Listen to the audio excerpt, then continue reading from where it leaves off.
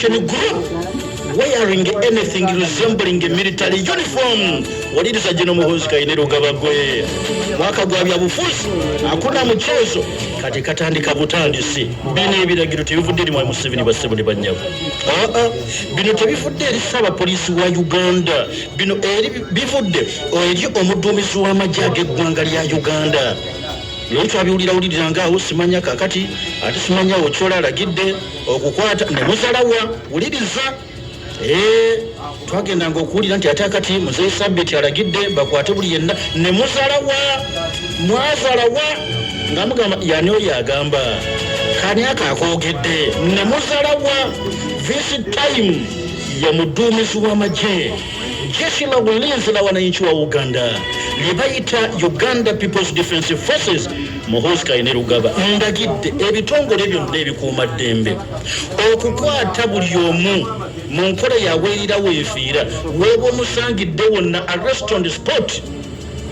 Buli muntu yenna wa National Unity Platform oba ow'ekibiina kyonna ekirimu opposition gwe musanga ng'ayambadde ekyefaananyiriza yunifoomu y'amagye. Sigenda kubanga nduumira amagye mbite mpita mmanye nti ejje lyaffe liwa tulina amagye ng'ate malika okuwulira baana bannuufu bwe ntuuka eri ngendo babuuze mbuye nti nga ndabye amagye gaffe wali eri bwayise mubadde mugatwala ku deployment yawa tetonnaba kusindikayo amagye bagenda okunoonyeza ng'abadde baana bannuufu n'awulira obusungu n'agamba kati ekimala kimala. And those who no respect this order buli yenna bwe tunaategeera naalogonna kito mwanyina ziwuliriza bulungi wano olabule batabani baffe abo abali empegi buli yenna anaagaana okugondera kino n'atakiteekamu kitiibwa have their own problems. Abalina ebizibu bye mubandekere abo mubandekere essaawa zibadde 8:33 lwaggulu lunaku leero lwakuna bwatuuse okubanga mukwano gwange avuddeyo era omu ku bantu abasinga omumugoberera ate nga bamugondera nnyo Honorable Dr. Balaam Barugahara amwanukudde n'agamba order taken afande kati ebisigadde ogenda kutandika okuwulira wano nga ssebo nga tukyalako naye kavule nga tweyisaayisa baanife ab'amagye abapoliisi kati awagenda kubeerawo omulyo bagambye nti arrest on the spot w'omulabira wonna nkola weerirawo efiira mukwate oba omusanze mu katale agula bbiriŋŋanya kwata bukwasi teeka mu booti mumondeetere abaana ba Nuupu mukawulidde oba nkaddemu senda n'ojjuma mbuuza gwe oba omusanze katugeze ayingira kabuyonjo sino ez'olukale mu Kampala naye awo osobola omulindako tomunoonyeza kabuyonjo omulindako ng'afuluma ng'asiba empale bw'aba asiba omusipi ng'omukaba we papa jangu nkutwala wa Muhoozi omulaba ayingira taxi arrest them on the spot muleete tunyumyemu bambuulire bayisa luddawa ebyambalo ebyo era omusolo baguweera luddawa nga Minister of Defense nga tebitegedde ebyambalo by'amagye ne babyegabanya awo tuuse basebo ne banyabo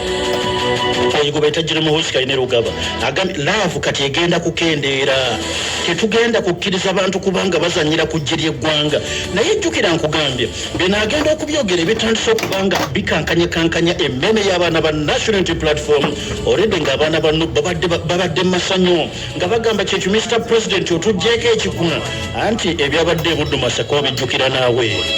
weerabidde mu kusiika kwaffe ewaseegerinya ampuuga mu kisaawe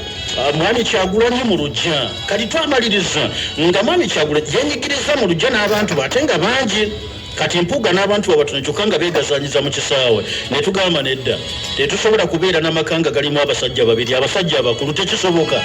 bamugobye ono jjukira nti yabadde kwa president w'ekibiina ekya National Unity Platform Buganda Region agobeddwa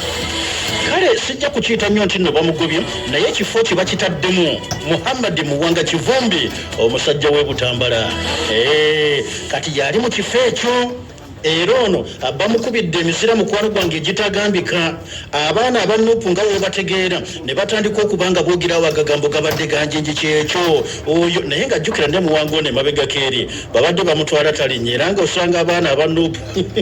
ng'enye batwala muwanga givumbe abo twabategeera dda abo bonna abava egindi abo bonna tubamanyi tebalina kye batugamba naye wano bamwaniriza na mizira ne bagamba kyekyo Muhammadi baide Muhammadi okwongera okubanga bwatyo abateekamu sudde olukutta omuzindalo n'atandika okubanga bwatyo mukwano gwange abasabbalaza muwanga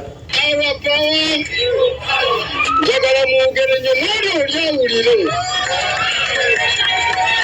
mutegeezaawo ani ntegeeza nakyemalira Museveni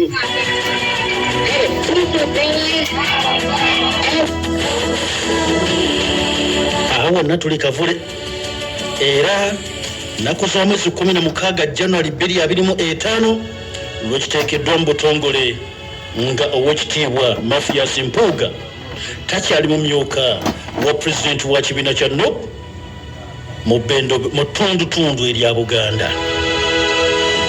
Emizira gibadde gy'amaanyi olwo n'abalala abalondeddwa naye kino kyekifo ekisinza okubanga mukwano gwange kibaleetedde okubanga kibasabbalaza era naye muwulire nti mukube nnyo kugamba emizira n'oli awulire mutegedde mwani obbo nti bamuyita batya sinito ono omwaka gugenda kuleeta vocabularies ezibaleete ziriiwe kale nno byebyo baana bano babadde bafuluma bufulumi ekavule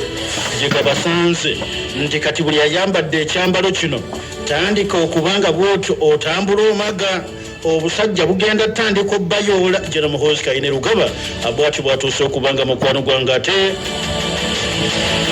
aleese obuugi mu dduwa kale katukkiriziganya ebyo nabyo omaze okubanga mukwano gwange obitegedde bwe nkomawo mu ssaawa ey'okubiri tugendako mu nsonga ennene waliwo abasajja baabano mbalaba bagamba bye tugenda